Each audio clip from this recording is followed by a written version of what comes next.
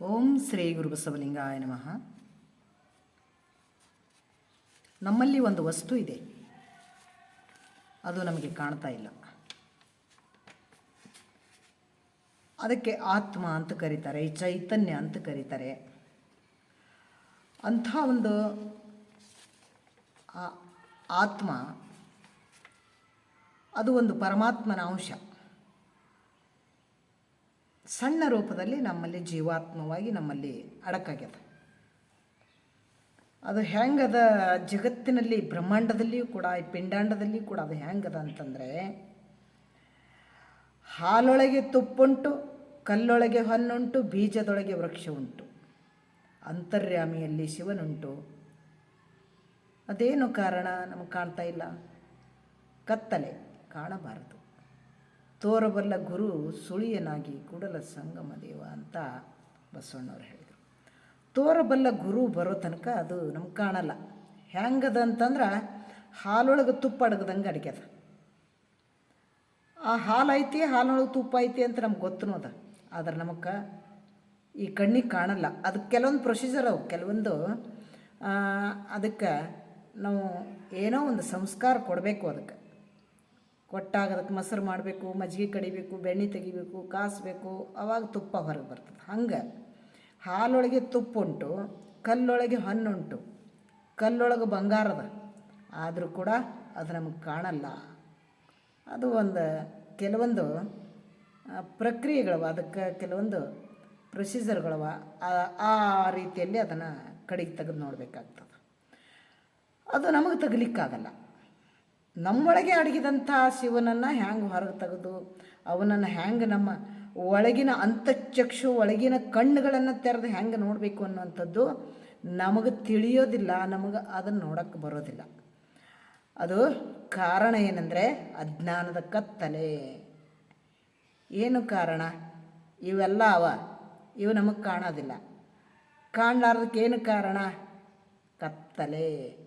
ಅದಕ್ಕೆ ಅಜ್ಞಾನದ ಕತ್ತಲೆಯನ್ನು ಹೊಡೆದೋಡಿಸಿ ಅದನ್ನು ತೋರಿಸಬಲ್ಲಂಥ ಗುರು ಸುಳಿಯನಾಗಿ ಕೂಡಲ ಸಂಗಮ ದೇವ ಅಂತ ಹೇಳ್ತಾರೆ.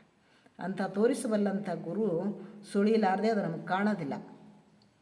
ಮತ್ತೊಂದು ಕಡೆ ಹೇಳ್ತಾರೆ, ಘಟದೊಳಗೆ ತೋರುವ ಸೂರ್ಯ ಎಲ್ಲರೊಳಗೂ ಕೂಡ ಆ ಶಿವನ ಚೈತನ್ಯ ಕಂಡು ಬರ್ತದೆ.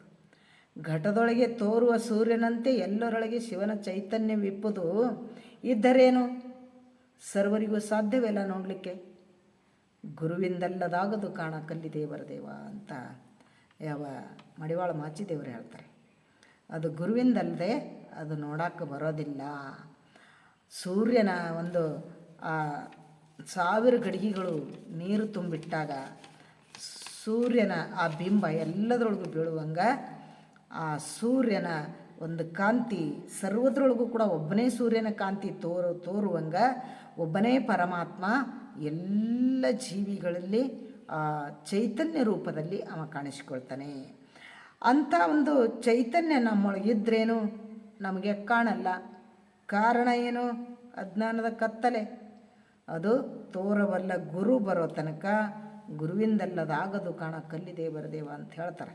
ಅದಕ್ಕೆ ಅಂಥ ಒಂದು ಗುರುವಿನಿಂದ ಆ ಒಂದು ಪ್ರೊಸೀಜರ್ ಮಾಡಲಿಕ್ಕೆ, ಅದನ್ನು ನೋಡಲಿಕ್ಕೆ, ಒಳಗಿನ ಕಣ್ಣು, ಅದನ್ನು ನೋಡೋ ಕಣ್ಣು ಹೆಂಗೆ ತೆಗಿಬೇಕು ಅನ್ನೋದಕ್ಕೆ ಗುರುವಿನ ಕೆಲವೊಂದು ಬೋಧೆಯ ಒಂದು ಸಾಧನೆ ನಮಗೆ ಸಿಗಬೇಕಾಗ್ತದೆ. ಅದಕ್ಕೆ ಅಂಥ ಆತ್ಮವನ್ನು ನಾವು ನೋಡಿಕೊಂಡಾಗಲೇ ನಾವು ಅಂಥ ಪೂರ್ಣತ್ವಕ್ಕೆ ಮುಟ್ಟದಂಗೆ. ಇಲ್ಲಂದ್ರೆ ನಾವು ಈ ಒಂದು ಹುಟ್ಟಲಾರ್ದಂಗೆ ಸುಮ್ಮನೆ ಬದುಕ್ತೀವಿ ಅಂದ್ರೆ ಬದುಕ್ತೀವಿ. ಅದಕ್ಕೆ ಇಂಥ ಒಂದು ಆ ಆತ್ಮ ಚೈತನ್ಯ ಅದು ಮತ್ತೆ ಹೆಂಗದ ಅಂತ ಒಂದು ಹಿಂದಿದಾಗ ಹೇಳ್ತಾರೆ ನೋಡ್ರಿ. तिल में तैल है मगर दिखता नहीं, दूध में घी है मगर सूंघता नहीं, अंग में अंगार है मगर जिस्म जलता नहीं, मुझ में तू है मगर समझता नहीं. ಎಷ್ಟು ಚಂದದ ನೋಡ್ರಿ. ಎಳ್ಳಿನೊಳಗೆ ಎಣ್ಣೆ ಅದ, ಆದ್ರೆ ಅದು ನಮ್ಗೆ ಕಾಣೋದಿಲ್ಲ. ಹಾಲಿನೊಳಗೆ ತುಪ್ಪದ, ಆದರೆ ಅದ್ರ ವಾಸನೆ ನಮಗೆ ಬರೋದಿಲ್ಲ. ಈ ಅಂಗದೊಳಗೆ ಅಂಗಾರ ಅಂದರೆ ಬೆಂಕಿ ಅದ, ಈ ಅಂಗದೊಳಗೆ ಬೆಂಕಿ ತತ್ವದ, ಆದರೆ ಅದರಿಂದ ಮನುಷ್ಯ ಸುಡೋದಿಲ್ಲ. ಜಿಸ್ಮ್ ಜಲ್ತಾ ನಹಿ. ಮುಜ್ಮೆ ತೋ ಹೈ ಮಗರ್ ಸಮಜ್ತಾ ನಹಿ. ನನ್ನೊಳಗೆ ನೀನಿದ್ದೀಯಾ, ಆದ್ರೆ ನನಗೆ ನೀ ಎಲ್ಲಿದ್ದೀ ಗೊತ್ತಾಗಲ್ದು, ಅದನ್ನು ನೋಡೋಕ್ಕೆ ಬರಲ್ದು. ಅದಕ್ಕೆ ಗುರುನೇ ಬೇಕು ಅಂತ ಹೇಳ್ತಾರೆ. ಖುದ್ ಮೇ ಖುದಾ ಹೈ, ನಮ್ಮಲ್ಲಿನೇ ಆ ಖುದಾ, ಆ ಪರಮಾತ್ಮ ಇದ್ದಾನೆ. ಖುದ್ ಮೇ ಖುದಾ ಹೈ, ಖುದ್ ಹಿ ಖುದಾ ಹೈ. ಆಮೇಲೆ ಅದನ್ನು ತಿಳಿದುಕೊಂಡಾಗ, ನಮ್ಮಲ್ಲಿ ದೇವರದನ್ನ ತಿಳಿದುಕೊಂಡಾಗ ನಾವೇ ದೇವರಾಗ್ತೀವಿ. ಖುದ್ ಮೇ ಖುದಾ ಹೈ, ಖುದ್ ಹಿ ಖುದಾ ಹೈ. ಓ ಕೈಸೆ ಜತಾ ಹೈ, ಓ ಕಹಾ ಜುದಾ ಹೈ. ಅದು ಎಲ್ಲಿ ಬ್ಯಾರೆ, ಅದು ನಮಗೆ ಬಿಟ್ಟು ಅದು ಬ್ಯಾರೆ ಇಲ್ಲ. ನಹಿ ಸಮಜ್ನೆ ವಾಲೆ ಗದಾ ಹೈ. ನೋಡ್ರಿ, ಅದನ್ನು ತಿಳಿದುಕೊಳ್ಳಲಾರದಂಥವ ಕತ್ತಿ ಅದನ ಅಂತ ಹೇಳ್ತಾರೆ. ಅದಕ್ಕೆ ಪ್ರತಿಯೊಬ್ಬರ ಕರ್ತವ್ಯ ಅದನ್ನು ತಿಳಿದುಕೊಳ್ಳುವುದದ ಮನುಷ್ಯ ಜನ್ಮಕ್ಕೆ ಬಂದ ಬಳಿಕ. ಅದು ಹೆಂಗಂತಂದ್ರೆ, ನಮ್ಮ ಕಾಲ ಉಳುಕಿದಾಗ, ಆ ಎಲು ಸರಿದು ಕುಂತಾಗ ನಮಗೆ ಯಾವಾಗಲೂ ನೋವಾಗ್ತಿರ್ತದೆ. ಅವ ವರ್ಷವ ಬಂದು ಅದನ್ನು ಒರೆಸ್ದಾಗ ಮಾತ್ರ ಆ ನೋವು ಕಡಿಮೆ ಆಗ್ತದೆ. ಅವನೇ ಗುರು.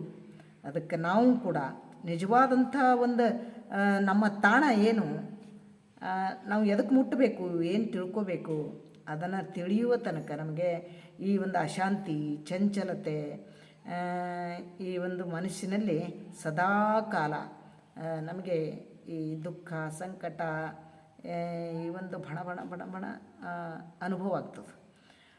ಒಂದು ಭಯ ಇದ್ದಿರ್ತದೆ. ಶರೀರ ನಾವು ಅಂತ ತಿಳ್ಕೊಂಡಾಗ ಇದು ಯಾವಾಗ ಅಳದು ಹೋಗ್ತೇವೋ, ಯಾವಾಗ ಸತ್ತು ಹೋಗ್ತೇವೋ ಅಂತ ಭಯ ಇರ್ತದೆ. ಇದನ್ನು ಯಾಕಿರ್ತದಂತಂದ್ರೆ, ನಾವು ಎಲ್ಲಿ ಜೋಡಿಸ್ಬೇಕು ಅಲ್ಲಿ ಜೋಡಿಸಿಲ್ಲ ಎಲುವ. ಅದರಿಂದ ಸದಾಕಾಲ ನಮ್ಗೆ ಪೆಟ್ಟು ಬೀಳ್ತಿರ್ತಾವೆ. ನಮಗೆ ಎಷ್ಟೋ ಪೆಟ್ಟುಗಳು ಯಾಕೆ ಬೀಳ್ತಾವಂದ್ರೆ, ಯಾಕೆ ಆಗ್ತದಂದ್ರೆ, ನಾವು ಉಳುಕಿದ ಕಾಲ, ಒಳೆದಿದ್ದ ಕಾಲ ನಡೆಯುವಾಗ ಹೆಂಗೆ ಅದು ಅಳುಕುತ್ತದ, ಹಂಗೆ ನಮಗೆ ಜೀವನದಾಗ ಪೆಟ್ಟು ಬೀಳ್ತಿರ್ತಾವ. ಅದು ಸರಿಯಾದ ಜಾಗಕ್ಕೆ ಕುಂತಿಲ್ಲ ಅಂತ. ಅದಕ್ಕೆ ನಾವು ಕೂಡ ಸರಿಯಾದ ಮಾರ್ಗದಲ್ಲಿ ಹೋಗಿ ಅದಕ್ಕೆ ಮುಟ್ಟೋ ತನಕ ನಮಗೂ ಪೆಟ್ಟು ಬೀಳ್ತಾವೆ. ನಡಿ ಆ ಕಡೆ, ನಿನ್ನ ಜಾಗ ಇದಲ್ಲ, ನಡಿ ಆ ಕಡೆ, ನಡಿ, ನಿನ್ನ ಜಾಗ ಬೇರೆ ಐತಿ, ನಡಿ, ಇದು ಅಲ್ಲ ಈ ಪ್ರಪಂಚ, ಈ ಸಂಸಾರ, ಇದನ್ನೆಲ್ಲ ಇದು ನಿಂದಲ್ಲ, ನಂದಂತ ಭ್ರಾಂತಿಗೆಟ್ಟಿದಿ, ಇದು ನಿಂದಲ್ಲ ಅಂತ ತಿಳ್ಕೊಂಡು ಮೇಲೆ ಮೇಲೆ ಮೇಲೆ ಮೇಲೆ ಪೆಟ್ಟು ಕೊಡ್ತಿರ್ತಾನವನು. ಆದರೂ ಕೂಡ ಇದು ನಂದಲ್ಲ ಅಂತ ನಾವು ತಿಳ್ಕೊಳಕ್ಕೆ ತಯಾರಿಲ್ಲ. ಅದನ್ನೇ ಮತ್ತೆ ಬಳ್ದು ನಾವು ಹಚ್ಕೋತೀವಿ. ಅದನ್ನೇ ಮತ್ತೆ ಅಪ್ಪಿಕೊಳ್ಳಕ್ಕೆ ಹೋಗ್ತೀವಿ. ಆದರೆ ಅಂಥ ಒಂದು ನೋವು ಕಡಿಮೆ ಆಗಬೇಕಂದ್ರೆ ವರ್ಷಂತ ಒಬ್ಬ ಗುರು ಬರಬೇಕಲ್ಲ, ಆ ತಜ್ಞ ವೈದ್ಯ ಬರಬೇಕಾಗ್ತದೆ. ಆ ಎಲು ಸರಿಯಾಗಿ ಕುಂತು ನೋವು ಮಾಯ ಆಯಿತು. ಹಾಗೆ ನಮ್ಮ ಒಂದು ಈ ಅಂಗ, ಅಳಿದು ಹೋಗುವಂಥ ಅಂಗ, ಕ್ಷಣಭಂಗುರವಾಗಿರುವಂಥ ಅಂಗ, ಆಗಿರುವಂಥ ಈ ಜೀವನ, ಇದನ್ನು ಸ್ಥಿರವಾಗಿ ಒಂದು ನಿಟ್ಟಿಗೆ ಹೋಗಿ ಹತ್ತಬೇಕು ಅಂದ್ರೆ ಆತ್ಮಜ್ಞಾನ ಆಗಬೇಕು. ನಮ್ಮಲ್ಲಿರುವಂಥ ಚೈತನ್ಯದ ಅರಿವು ನಮಗಾಗಬೇಕು ಅಂತ ಹೇಳ್ತಾರೆ. ಅದಕ್ಕೆ ಅಂಥ ಚೈತನ್ಯದ ಅರಿವನ್ನು ಆ ಒಂದು ಅರಿತವರಿಂದ, ಅಂದರೆ ಅಂಥ ಅನುಭಾವಿ ಆಚಾರ ಅನುಭವ ಅರಿವು ಇರುವಂಥ ಗುರುವಿನ ಮುಖಾಂತರ ಅಂಥದ್ದನ್ನು, ಆ ವಿದ್ಯೆಯನ್ನು ತಿಳ್ಕೊಂಡು ಸಾಧನೆ ಮಾಡಿದಾಗ ನಾವು ನಮ್ಮ ಒಂದು ನಿಜವಾದ ನಿಟ್ಟನ್ನು ಮುಟ್ತೀವಿ ಅಂತ ಹೇಳಬಹುದು. ಅಂಥ ನಮ್ಮಲ್ಲಿರುವಂಥ ಪರಮಾತ್ಮನ ಅಂಶವಾಗಿರುವಂಥ ಆತ್ಮದ ಅರಿವು ನಾವು ಮಾಡಿಕೊಳ್ಳುವುದು ಪ್ರತಿಯೊಬ್ಬರ ಅನಿವಾರ್ಯತೆ, ಅದು ನಮ್ಮ ಕರ್ತವ್ಯ ಅಂತ ತಿಳಿಬೇಕು ಅಂತ ಹೇಳ್ತಾರೆ. ಅಂಥ ಒಂದು ಆ ಆತ್ಮದ ಮಟ್ಟಿಗೆ ನಾವು ಮುಟ್ಲಿಕ್ಕೆ ಪ್ರಯತ್ನ ಮಾಡೋಣ. ನಾವೆಲ್ಲರೂ ಆ ಸಾಧನೆ ಮಾಡೋಣ. ಅಂಥ ಅರಿತಂಥ ಸದ್ಗುರುವನ್ನು ಹುಡುಕಾಡಿ ಅವನನ್ನು ಪಡೆಯೋಣ. ಅಂಥ ಸಾಧನೆಯನ್ನು ಮಾಡಿ ಆ ಸಿದ್ಧಾವಸ್ಥೆಗೆ ಹೋಗಿ ಅನುಭವವನ್ನು ಬರೆದಿರುವಂಥ ವಚನಗಳನ್ನು ಓದೋಣ. ಶರಣರಿಗೆ ನಾವು ಕೇಳೋಣ ಈ ಮುಖಾಂತರ ಅಂತ ಹೇಳ್ತಾ, ಕೇಳಿದ್ದಕ್ಕೆ ಧನ್ಯವಾದಗಳು. ಸರ್ವರಿಗೂ ಶರಣು ಶರಣ.